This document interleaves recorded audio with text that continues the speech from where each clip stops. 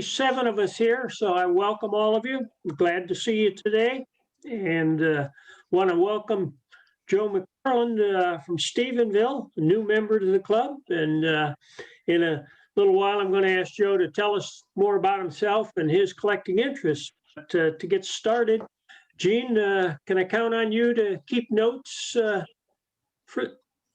There'll be sort of notes. Remember, I can only do one thing at a time, so I can either participate or I can take notes. I can't do both. That's all right. Peter will elaborate on them and fix them up. We can count on that in the newsletter. Thanks a lot. All right.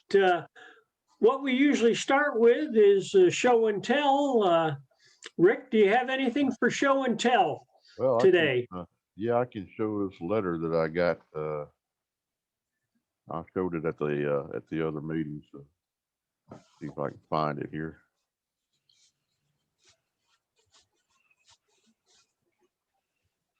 Is that one coming through? No.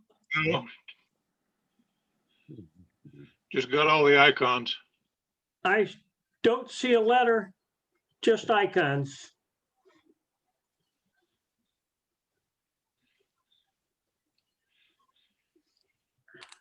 There it is. Okay. I ordered a stamp from a guy in South Korea, and it was mailed on October 26th, 2020, and I got it February 13th, 2021. 3.5 months later. Yeah. I thought that was kind of nice. And is that showing up too? That's the stamp that I ordered. Shows perfect. Okay. Kind of an interesting looking stamp from Portugal. Got the simpler crosses in the perforations. I thought that was kind of interesting. Anyway, that's my show and tell. All right. Thank you very much. Gene, anything for show and tell? No, I've got a whole bunch of stuff for the program, but nothing to go and show and tell. Okay. Ken Aldridge. I've been going through Germany. I've got, I'll talk about later, but I found this stamp and the cancel shows this guy with 2 black eyes, and it looks like he's playing a kazoo or something. Now, where's that stamp from? Germany. You sure he's not supposed to have the 2 black eyes? Oh. Anyway, it caught my eye. That's All it. right. Skip, anything for show and tell? Well, yes. Some of you have shown this kind of thing before, but I got this, somebody's dues check to me. And it has 2 10-cent stamps, but all the rest are 1 penny, making up the 55. And of course, it just barely has enough room for the address there. All right. Thank you. Judy, anything for show and tell? No, sir. All right. Stanley. No. No? Okay. No. Joe McFarland, I know you weren't prepared, but keep things of interest. Is there anything you have for show and tell? Not at this time. Okay, well, mine's going to be a tell. I don't have anything to show you, but on December 13th, I mailed a package from Granbury containing stamps to a fellow I trade with in Ames, Iowa. And around Christmas time, he reported he had not received it yet. And I had faith that it would show up. And a week or 2 into January, he again reported that he had not seen it. I saw that my chances of it arriving safely were diminishing, and we went through all of January, and on the 13th of February, exactly 2 months to the day, he received that envelope. Now, it was a common envelope size of 55 cents postage with nothing on it in the line of markings that would indicate any reason for the delay or any place that it would have gone. So it took 2 months to get from here to Iowa. So, Geez. but Went around the world, the back yeah, way. it may have been long traveled or sat somewhere for a long time, but I have no idea why. Now, I did load it down with stamps, a little like the one Skip showed there, and that I always send all my mail with postage on it, and they average at least 5 or 6 stamps in every envelope I sent or ever send. But that's my tell for today. Okay. I have a show. Dave, I've got a topic that came up this last week, and it has to do with media mail. And I know a lot of people send stamp albums and catalogs and anything, almost anything phonetically by media mail. And I don't think it's right. But interestingly enough, on a website, stamp website, Facebook website on stamps, this last week, this subject was brought up, and Wayne Youngblood, who we all recognize, he writes a lot of articles and a lot of publications, and he said that stamp albums are okay for media mail, and I disagreed with him because the fine print says it has to be educational material, and it spells out like testing and exam type thing, or results of testing, books, CDs, and if there's any advertising in catalogs, they're not supposed to be allowed media mail. And I suggested to him, I said, this would be a great topic for one of your articles, Wayne, to get it out there, and let's kick this around and find out exactly, what you can do or can't do. Yeah. Anybody have any ideas on that? I had heard that same thing, that like stamp albums were not available to use media mail. Although quite a few eBay people do use media mail. Yeah. So I don't know what the regulation is. I'd have to look it up, I guess. Yeah.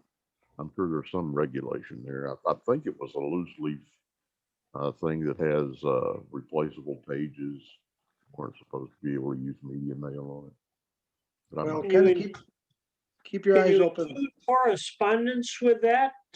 Is that acceptable under media mail? Because I know with printed materials, getting the book rate, you can't have correspondence. Right. With Right. that. Right. And I send books out all the time, media mail. There's no problem, with that. But I see a lot of people as saying, they're advertising something for sale, an album, stamp album, and it says will be sent by media mail. And I think, woo. So and maybe the post office is not pursuing it, not checking into it. I don't know. There was a news story this past week, and I forget whether I saw it in Lynn's or in the Week, but one or the other said that in the very near future, delivery is going to change from 1 to 3 business days to 3 to 5 business days. That's going to become the official policy on first class mail, and that the rate is going to go up significantly. Get really mad. That's what they're going to do to try to get out of this post office bind. Yeah. So buy all the forever stamps you can right now. There's no telling what they're going to cost next month. Yeah. All right. Dave, I do have a show and tell. Okay, go ahead, Stanley. I was going through, You're okay. yeah, I was going through some of my German envelopes, getting ready to put them for sale, and I came across one. Okay, it has got 2 Hitler 6 PF stamps on it, but it was canceled on June the 16th, 1945. Wait a minute. Now, that was after Hitler's fall. That's right. Several months. Yeah. Now, those stamps, Stanley, look to me as if there is a black mark over Hitler's picture. Uh-huh. That was used in numerous places after the war because of the shortage of stamps Uh-huh. That was prior to the AMG stamps. prior to, yeah, the AMG in Okay. that interval when, right after Germany fell. You'll find them in Mikkel's. I believe you'll find some of them listed in Mikkel's. And you should look up to see if those two stamps, or is that marking, is there anything in that marking, or is it just a black obliteration? No. It looks like a black obliteration. Yeah, Okay, yeah, that's probably what it is. probably Like- what it is, which I got to admit, that's an envelope that I would be very interested in, to be honest with you, Stanley. All right. I'll put it aside for you. Thank you. It can be yours for $300. $300. Okay, that's a little Real out of my bargain. price range, but I Got see a bargain. Gary. I see that Gary McNamee has joined us. Gary, we're just wrapping up the show and tell. Did you have anything for show and tell? No, I didn't have anything for show and tell. I was having network problems getting in, so. Okay, Well, we're welcome. glad you showed up. Glad to have you. Glad to have you. All right, Joe, do you mind taking a few minutes and telling us about your collecting interests for the club and introduce yourself? I'd be happy to. Well, I'm retired Texas A&M, retired Air Force. Started collecting stamps as a kid and just collected off and on, not seriously, but odds and ends. Never threw one away until I married my current wife some 32 years ago. And her dad was a specialist stamp collector. So I supported his habits. And he collected about anything and everything. Then he passed away last March, actually. And I was given the task of, well, don't give the collection away. So I'm doing my best to not give it away, trying to find good places for it. In the meantime, it's re-sparked my interest in stamp collecting. So I'm kind of marching through the US stuff. But I mean, he had, well, as a specialist collector, he'd collect, mint stamps of the US until 2000. They figured it was too expensive. So he then branched out into foreign, into first aid covers, into postcards, into anything imaginable. So I'm having a tremendous amount of fun. I bet you are. So are you picking up the collection of everything and I've got Continuing it it? all. I've got it all. you've got it all, huh? Are you going to add to it? Are I you think going I to become will. a collector yourself? I think I will. Well, and he after he went from mint stamps, he went into used stamps of any kind, anywhere, but he kept that current. So the only two used stamps I'm missing in the airmail collection are the Zeppelins. I think I'll add to those. They're So- nice. They Are really you are. now into collecting the world, or you're still specializing in just US? Well, I'm still moving through the US, but I will end up with the world because, well, for example, he had all the British colonies back to kings I never recognized from everywhere. So I've got to go through those. Well, Joe, welcome to the club, and Gene, you and I'll have to include him in some of our exchanges. We get Jim from Brownwood and you and Joe, we all sit on my back porch and have lunch. Yeah, I'd love to do that. not on days like today when it's 80 degrees, I'd be happy to. Yes. Yeah. Days like a You mean week last- ago when it was Last Tuesday minus, wouldn't work for you? You mean last Tuesday wouldn't work for you? last Tuesday when it was -2, I don't think I'm interested. I don't think he'd be able to thaw out the hot dogs in time for that. Okay. All Joe? right. Joe? Yes, Yeah. You were in the Air Force. Were you at Scott Air Force Base in the 80s? let me think back. I did reserve duty there in the 80s, yes. Yeah, well, we know each other. I'm And what's your Stanley name? Christmas. And we work together. Your name again? Stanley Christmas. Oh, yeah, oh, yes, yeah, sure, you bet. Yeah. Because Yeah, when I saw you're the right. membership there, I said, oh, there can't be two Marshall McFarlands. Yeah, that's right, I'm it, yeah. Well, it shows it's a small world. How Yeah, about that? Well, I used to be That in the National Weather Service with Skip Ely too. yeah. That is great. That is great.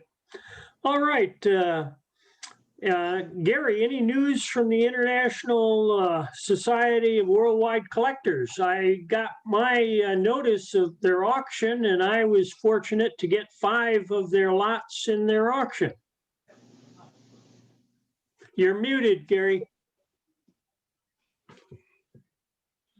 I didn't enter the last one, but I will enter the next one. Been kind of snowed under with work lately, so Is that literally? yeah, about 5 inches worth. All right. Well, I've got the chance. I did want to state that the Texas stamp dealers have a stamp fair at the Doubletree Hotel in Richardson on, this is their first one, which will be April 9th and 10th. So that's still a little over a month away, but I wanted to give you a forewarning in case you wanted to go to Richardson, where they'll have, well, 6, 8, or 10 dealers anyway there. So, Gary, do you mind sharing with us? Do you have a where in the world is it? I do. This location has gone under a lot of different names. Their first stamp was issued in about 1890. And the country name that I'm looking for was first overprinted on their stamps starting about 1909.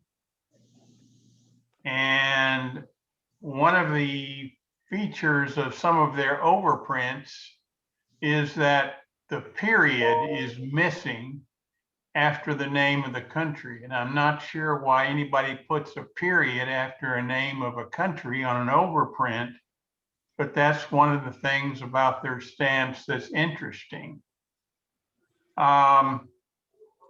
They were issued initially under a former designation rather than the country name. And then there was a long gap in their stamps. And then independence was declared in 1965. And they were what was called an unrecognized state until their last stamp was issued in 1978. Gary, yeah. Considering the date of their independence, are they an African nation? Yes, they are. And I'll give you another hint. They were occasionally referred to as Southern, their name. Southern Rhodesia. Yes, it's Rhodesia then. Okay. So anyway, they were also under the name of the British South African Company for Right. some of their stamps. Yeah. There's a very large group of people in Australia that study Southern Rhodesia.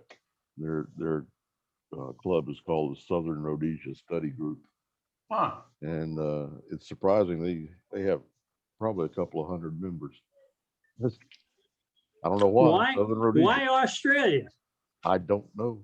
I wonder. I Okay. did a flow chart on some of the name changes of those African countries. I was so confused. I finally sat down and researched it, and did a flow chart. I've got it around here somewhere, but Is that something you could share with some of us, yes. Ken? Because Yeah, I collect all of the Portuguese colonies that were there. yeah. I I'll collect dig it out. information. Okay, very good. Thank you. Thanks, Gary. Joe, that's something that Gary does for us the most months. It's a test, and you're supposed to try to guess that country and chime in at any time with questions or responses. And so feel free to Gary participate. gives a $50 prize if you get it right. Well, you're way ahead of me on that one. Judy, that's where we may be able to give one of our gift certificates to the person There that we go. selects it. That's Take Judy that and load I, off Gary. we have not been giving gift certificates for these Zoom meetings for the months we've been meeting, and we've been doing it for several months now. However, Judy did reinstitute it at the Arlington meeting this past month, and we will be at our meeting today giving gift certificates. And I conferred with Judy and suggested that if we had 1 to 5 members, we'd give 1 certificate. Up to 9 members, we'd give 2, and 10 to 15, we'd give 3. And looking at our attendance today, we'll give out 2 certificates, Judy, if that's okay. No, it's not. I'm gonna give out 4. Okay. I'm not going to deny anybody a gift certificate. My chances just went up. Oh, there. This year. And Now, so I don't want to get too packed up on them, so we'll give out 4. now, Joe, the gift certificates that the club gives out, most of them, are they $5 or $10, Judy? They're $10. They're going to be $10 each. They can be used for any of the club activities except dues, which Skip has a lot of club material for sale. We have club sales books. We have auctions. And as a matter of fact, my mind has been on an auction, and I think I'm going to plan an auction for the Granbury group not too long after we start meeting in live time. And I'm figuring that'll be about August. I mean, August for the auction. That'll give us a couple months of meetings to get things together. But the auctions are things that club members have that are maybe access to their collection that they want to dispose of and share with other collectors. We have lively bidding and not usually high price stuff. Most of it probably around $5, maybe $10, and off several things a little more than that.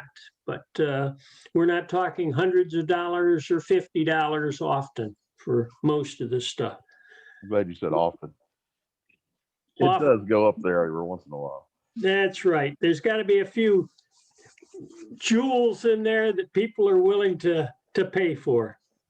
So thank you, Judy, for bringing up the gift certificates and making that a part of our meetings now. Now, is there any other business we have before I get into what our program is? Well, Friday night at 7 o'clock, there's a Zoom Expo meeting. Okay, thank you, Ken. Oh, Our program, what I had suggested that each member tell about how you spent your Blizzard days with stamps. I'm going to allow each participant to go up to 5 minutes to share with the group. Also, if you wish, you can talk about your philatelic activity you've used to bridge during this lockdown. I mean, the lockdown's now gone on for nearly a year.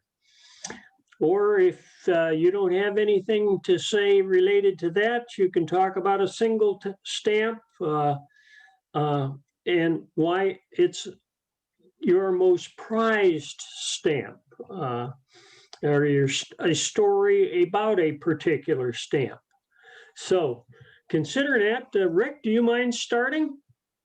I don't mind. I've got plenty of things that I've been working on. So I've actually been collecting videos, primarily stuff off of YouTube and anything that was related to philately. I've attended a lot of the stamp chats and those sorts of things, during this whole pandemic that's been going on. But recently, I have tried to come up with a listing of every country that ever produced stamps. Hmm. And it's a little harder than it seems. So there's books out, like this one, and like this one, that lists some of the dead countries. And you go through some of the old albums and things. There's countries like Abyssinia, which is now Ethiopia or something, and it's like, man, how do you keep up with all this stuff? So I'm trying to come up with a spreadsheet to list the countries plus the date that it was in effect and issuing stamps. And it's quite a project. It's another one of my projects that's going on.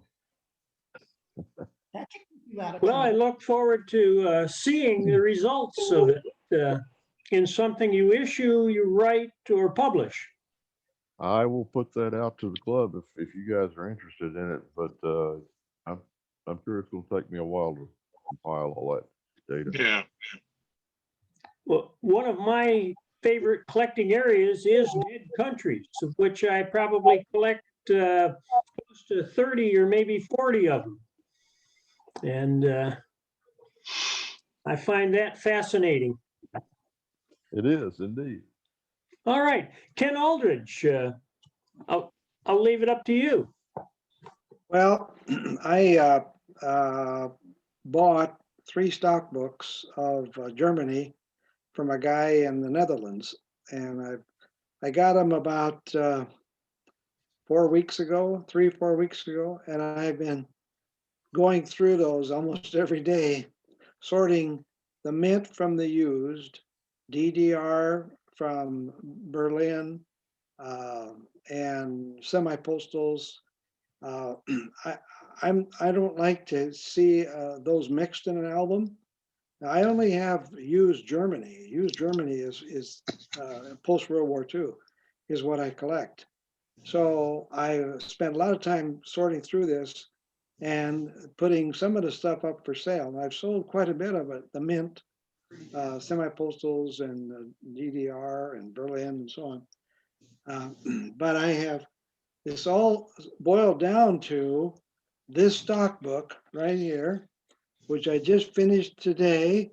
It's all used, and there's 25 pages of about 150 to 200 stamps per page. So it's about 4,500 stamps that I'm going to be putting up for sale, because I have gone through all these to compare them to what I might need in my collection.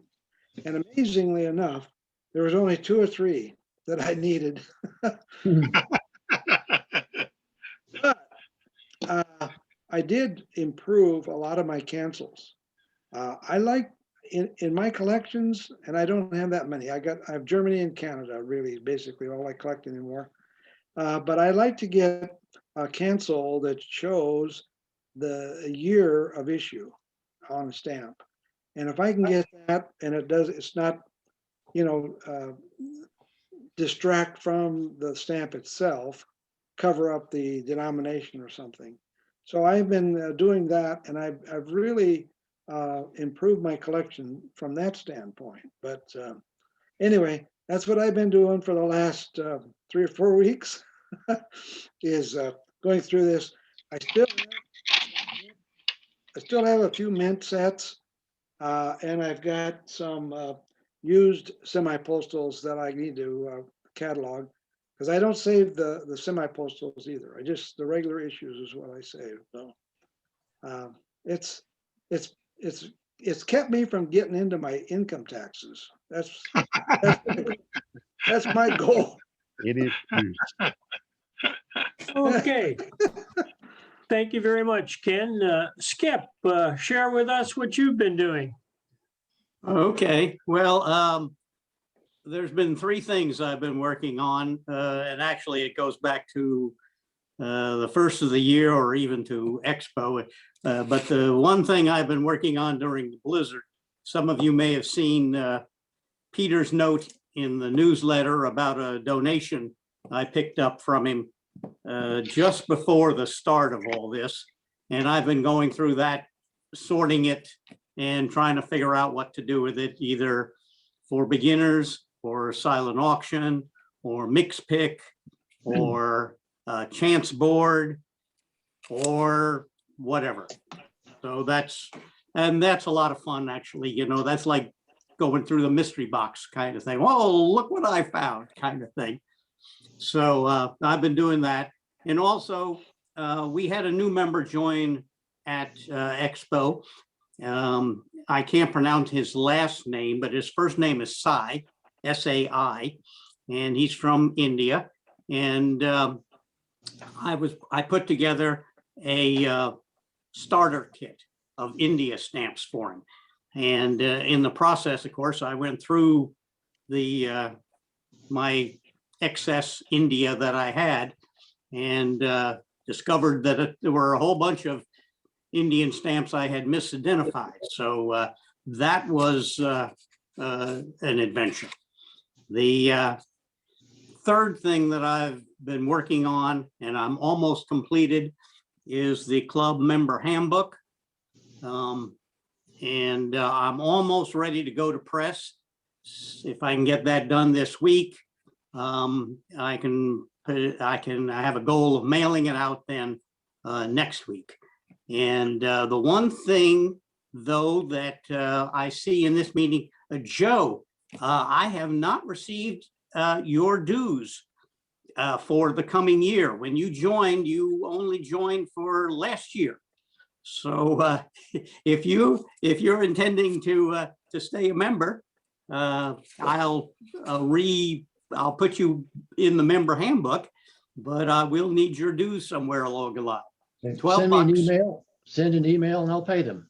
Yeah, okay, well, I did send you one, but I didn't get it back. So I'll do it tonight. And if you don't get it, Check spam. Check spam. yeah, Yeah, that's probably, yeah. I will, yeah. because I use my ham radio call sign as my email, n5tjb@flash.net. So it may have shown up in your spam notice. Right, I don't recognize that at all. All right, well, I'll try again tonight. If Okay. not, I'll give you a phone call. I think you included your phone number on your application. Yeah, either way, be happy to. Okay. Skip, are you giving members a chance to any changes in their personal information or what they collect? Well, yes, if they included it on their renewal notice, you know, if a lot of members just sent me a check rather than the renewal notice that was in the newsletter. But mostly all I've done is make a few corrections in phone numbers, email, that sort of thing. Yeah, because my collecting interest had diminished quite a bit. I'll send you a note. Okay, all righty. You already mentioned Canada and Germany. I can easily delete anything else that's in there. Oh, all right. That'd be great. What format are you using for publishing that? Is that Microsoft Word or? Yes, Microsoft Word. And that's actually the only reason I've got a subscription to Microsoft Office is this member handbook, because I have a Windows 7 computer, or I have a Windows 7 computer. And last year, as the support for that was ending, I decided to buy a Mac. And the software that comes with the Mac is more than sufficient for my personal needs. So, but for the member handbook, I sort of needed to have something that Office Depot could print. So I continue to keep that, so that's what it's done in is Microsoft Word. Okay, would it be possible to publish that in a PDF format as well? Yes, except that as you know, the member handbook has phone numbers and email addresses and that sort of thing, and a lot of people would prefer that not be put out there, Okay. For everybody. But the rest of the news, except for that part, and maybe the collecting interest, except for that part, yeah, that could easily be put on the. Well, yeah, that might be something we could put on the website, as long as we don't include the personal information for everybody. Sure. Something we need to consider. Well, I can send that to you. I can send the entire newsletter or the member handbook to you. And if you're want to do that, you could edit it out, edit the appropriate things and go from there. Yeah, I can do that. Then create a PDF file. Be great. Thank you. Skip, to help you out with membership, I'll give you the money for our friends in Weatherford when I see you later this week or next week. The Rimmers, Yes. I just deleted them today. I'll put them back in. Yeah, you haven't gone too far, so go ahead and put them back in. I think we need young members like that, and it'll be taken care of. Okay. Thank you. Judy, would you share with us your ventures during the storm or the lockdown? Well, the first part of the lockdown got old real quick. Because I don't collect stamps anymore, so I really didn't have much to do. I mean, nothing was going on with the club. But what I do want to say is, I used to collect Mint US, and I had collected beyond 2000 and decided it was just too expensive to continue. And the ones that I needed were of course, the expensive ones. So I kind of started just selling off my collection. But I mean, the whole principle of collecting stamps, it's in the hunt, looking for that special stamp to fill that hole. And that's what was, so enjoyable.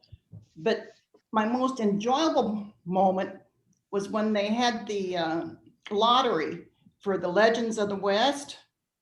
And I contacted all my neighbors and friends and relatives and said, would you mail in an entry form for me? Well, I ended up with 10 of those sheets.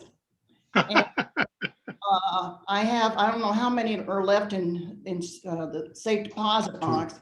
All right, two. We've sold the other 8 then to, like Ken Kurish and other members in the club and so forth. But that to me was just, I mean, I never won a lottery before. And that was just, very exciting. So that's my story. I got 7 of those. I did the same thing as friends, and end up with 7 of them. And I am down to 1. The last one I sold, I think I sold for like $50 or $60. The price has really dropped on those. Yeah. Well, we have one that we've never opened. So it's in press, and that I'll give it to my great grandkids. Yeah, there you go. And can I have a refund on the one I bought down to $50 or $60? Too late. Okay. Sorry, Dave. And tell us about your ventures during the storm or the lockdown. Well, my daily routine is I get up in the morning and I go to eBay, and I'm looking for examples of the 4.5-cent White House stamp.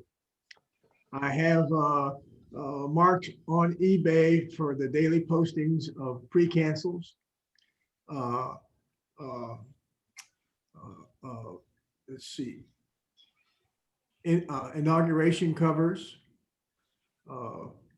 first flight covers, actually, of course, the 809 and the 844 stamp themselves. And I spend about probably an hour, hour and a half going through everything. I normally find one or two new examples every day. And I'm up to now to about 2,000 different 4.5 cent stamps.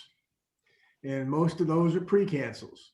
So anybody that collects US and says that they've run out of things to collect, I would say go look at pre-cancels, because if I can find 2,000 of the 4.5 cent, you can imagine what else is out there.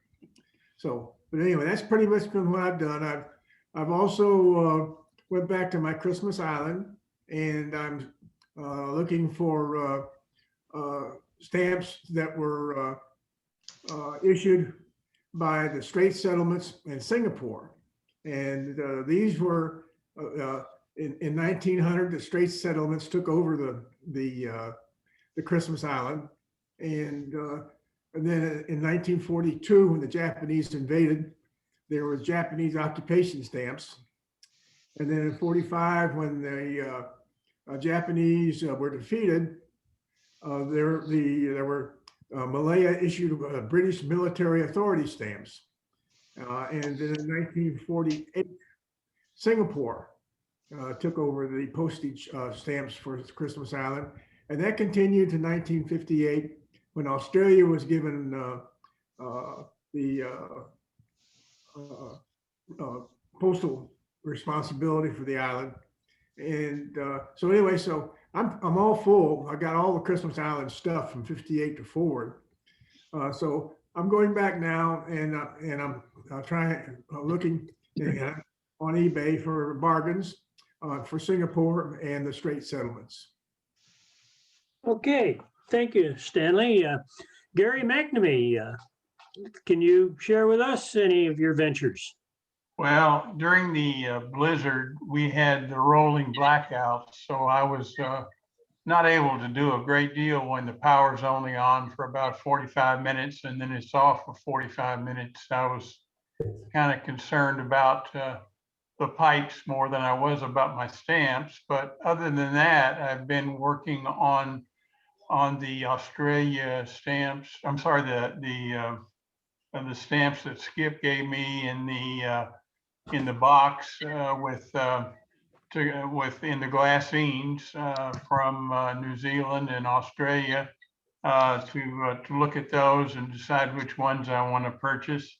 And then he also was kind enough to send me a starter set for the UK of stamps that he was distributing at one of the shows. And I think it has about 350 or so British stamps, and I was happy to receive that today via Day coming by and dropping it off. So those are the things I've been looking at, and then I need to get back into the auction at the International Society, which probably is going to be coming in either the end of probably in March, I presume is going to be the due date on this one. So I'll have to get some bids in on that.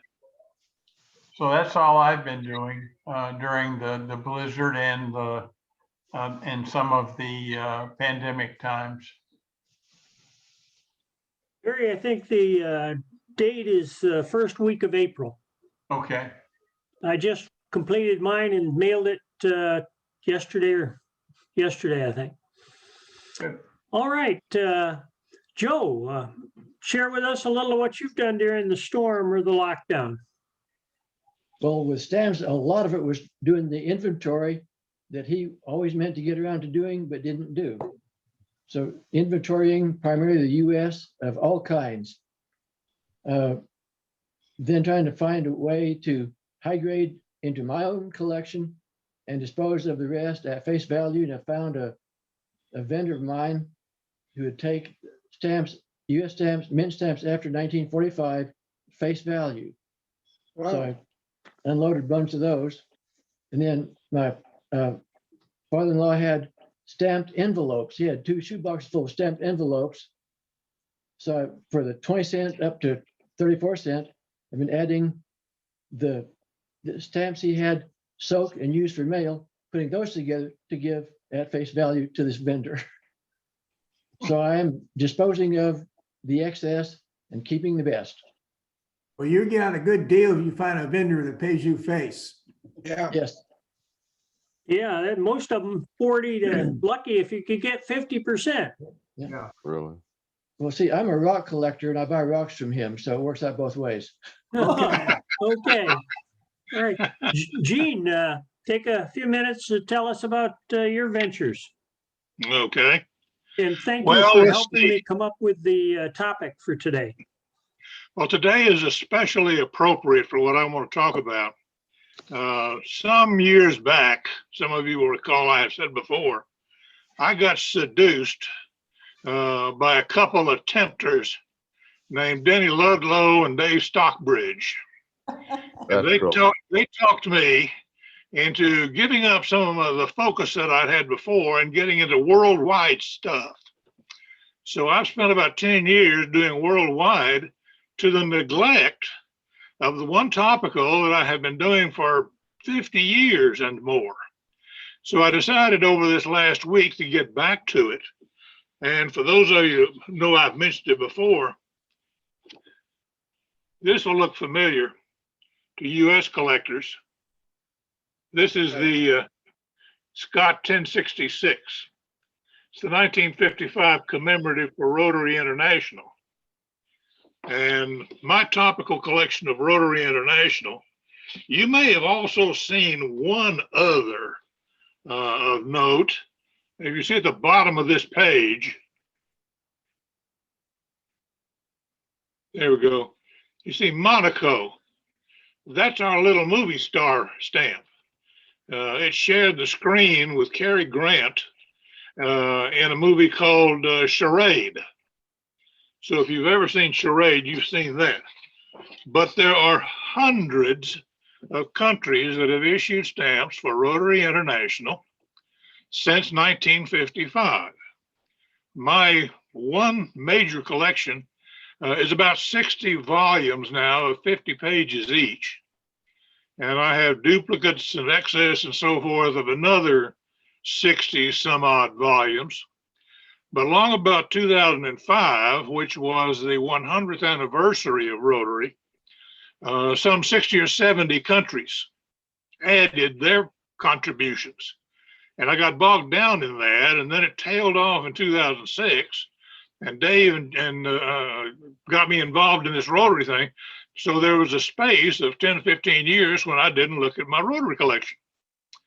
And this past week, I've gone back and found that over the last decade or so, there's about another 30 countries that I overlooked and didn't get. So I have been tracking them down now. And the reason I say it's particularly appropriate because February 23rd is the anniversary day of the founding of Rotary International. Wow.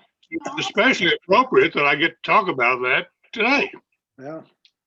In addition to the stamps, back in 1956, I joined what was called the Rotary on Stamps Fellowship. It was a bunch of collectors organized under the American Topical Association to look at the Rotary stamps. And it lasted for about 7 or 8 years. After the 1955 anniversary, the stamps began to tail off and interest diminished, and the Rotary on Stamps Fellowship sort of disbanded about 1962. Well, in 1968, I got the old mailing list, cut and pasted a newsletter together, and sent it out to all of the collectors who were in the original organization to see if they wanted to start it up again. And I got enough response that we created the Rotary on Stamps Fellowship. American Topical Association welcomed us back as one of their study units. In the 70s, Rotary International agreed to let us use their name as one of their World Fellowship activities which they were suspicious of to begin with. They thought if they let the stamp collectors do it, as one return put it, even the piccolo players will want to do something like that. And he turned out to be right. But Rotary decided that that's okay, that these fellowship activities are all well and good. So I continued to grow that Rotary on Stamps Fellowship under ATA and under Rotary until the mid 80s. And at that point, my job at the university got so complex that other groups, other men took it over. And they have continued to grow the Rotary on Stamps Fellowship to what point now that we have this. Here's our bulletin, comes out every other month. We publish a stamp album, which is so many volumes, it costs $145. A stamp encyclopedia, 2,300 pages for $125, and a catalog for $27. We have enough money in the till now. I ran it nearly broke, but we have enough money in the till now that we are one of the sponsors of the American Topical Association. We have helped produce their Topical Adventures Handbook and will be one of the sponsors of the Great American Stamp Show in Chicago this year if it comes off. So Rotary on Stamps has gone all the way around the world. And as of last Wednesday, we held our Zoom meeting.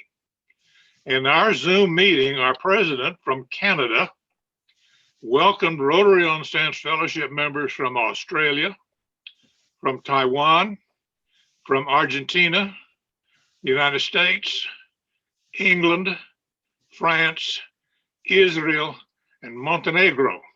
Wow. The time frame on that was incredible. It was 3 o'clock our time here in Central Texas, but it was midnight and 1 o'clock in the morning for some of the folks that joined us. So this thing has just gone great guns. We are now at the point that we can influence governments to produce stamps. Local clubs have begun producing their own personalized stamps for anniversaries and so on. The Stephenville Club did an anniversary cover for its 50th anniversary some years back. And Ken Jones and I produced a cachet cover. Ken worked on the business part of it. I worked on the stamp part of it. Ken's wife designed the cachet, and we sent those out to our club members. We've got another anniversary. Our 75th comes up in May. So the club will probably decide to do something for the club's 75th anniversary, and I'll be sure to let the Rotary on Stamps Fellowship know about that. So what started with literally a cut and paste newsletter in my little study at Fort Lee, Virginia, has now turned into an organization that's got enough money to support the organization that supported us when it began. So that I am very pleased to report. Oh, that is Amazing. Amazing, yes. Thank you very much, Gene. It just grew beyond all expectations. Okay, I think Joe, our Mansfield Rotary Club would love to hear you give us talk about that. Well, sometime. you know, stamp collectors like hearing about stamps. I don't know if Rotarians like to hear about stamps. I did a history of our local club, and it seemed to me the low point of our programs over the 50 years that I was reporting on was the day the guy came in and talked about his stamp collection. okay. You got to consider the audience. Well, I'm going to take a minute or two to tell you about what I've been doing. I was fortunate before the storm hit that a couple of weeks before that, I'd seen Jim Myers, a dealer in Capel, and was able to pick up, I think it was 8 or 10 albums such as this, this is an album of stamps, which that one's empty, but it's Romania. And these were old albums that he had bought, as well as I saw Jack Urish from Dallas, who is in the Dallas Stamp Club, and does a lot of the trading and organizing that, a little bit of what Skip does, but probably even more in the volume of stamp trading. And picked up albums such as this. And I had 3 of these to go through, and as well as Skip contributing to a couple of albums to it that I went through. So I had lots of stuff to go through. And being, I can't call myself a worldie where I collect the entire world, but I probably collect a third of the world.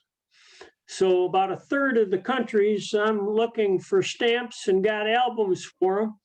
And Judy, you talked about the search. It's wonderful to take the days it takes to go through something like this and find one stamp here and 2 stamps there. And probably the most prized find was from Jim Myers, from an album that was owned by his father, because Jim's father was quite a collector.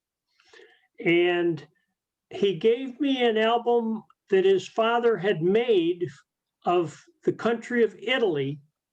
And I went through the entire postage stamp part and did not find one stamp that I needed until I got to airmail. And he had 3 sets of airmail stamps, all used, because that's all he collected was used, from the 30s that I had none of. Wow. And the unfortunate part of that is that catalog price for those stamps ranged from $20 and $30 to $200 and $300 per stamp. Fortunately, I'm paying Jim just a fraction of catalog value for those, but I have added them all to my collection, and I now owe a debt to Jim Myers. That is how I've spent my time going through these large, extensive collections and added significantly to my collection. So thanks. Let's go to the door prizes. Judy, did you want to run that? You got a system or? I do. Yeah, it's pretty much like what we do in Arlington. I've given everybody a number. So Joe, would you give me the first number from 1 to 9? 7. 7. That's Stan. Oh, thanks, Joe. All Good right. going, Stan. Give me I another. think it's fixed. Yeah, Joe, pick another number because the numbers are in front of me. So pick a number. Let's go for Gene, 3. 3 is Gary. Okay, Gary, can you give me a Yeah. number? Oh, I'm a number, between 1 and 10, Yes, 2. 2. That's David. Thanks, Hey, Gary. Okay, David, give me the last one. 4. 4. No, give me another number because that's me. All right. 6. 6. That's Joe. Well, thank you. hey. Yes, wonderful. Yeah, and these gift certificates are also good at TSDA. With the dealers. Yeah, with the dealers. Yep. I'll Good. mail them to you, get them out to you later this week. Great. Thank you very much, Judy. Look Thank forward you. to it. Well, thank you. And Joe, it's really nice seeing you again. Nice seeing you. In closing, together. Nice to be seen. our next Granbury meeting, branch meeting, will be the 4th Tuesday of March, the 23rd of March. But before that, there will be an Arlington virtual meeting, March 3rd. Mhm. Isn't that correct, Judy? Yes, Followed by an Euless virtual meeting on March 17th. Yes. So everyone's welcome to attend those meetings as well. And I will plan a meeting for March 23rd. And if you have suggestions for programs or wish to do something as a short program, and I think if you do a program, it should be 15, 20 minutes, no more than that. We can spend the rest of the time visiting and sharing and keeping up to date. So let's think of programs that way. And Rick, you said you had some you might consider. So we'll see what we do. It'll be in the announcement that Skip sends out next month. And Skip, I thank you for handling that communication. So until next month, we can stay on and visit as long as any of you wish to. The meeting is officially over unless someone has some parting words. Don't forget the expo meeting on Friday. Oh, yes, yes. There's an expo meeting on Friday at 7. 7, right. Thank you. Okay, we'll stop.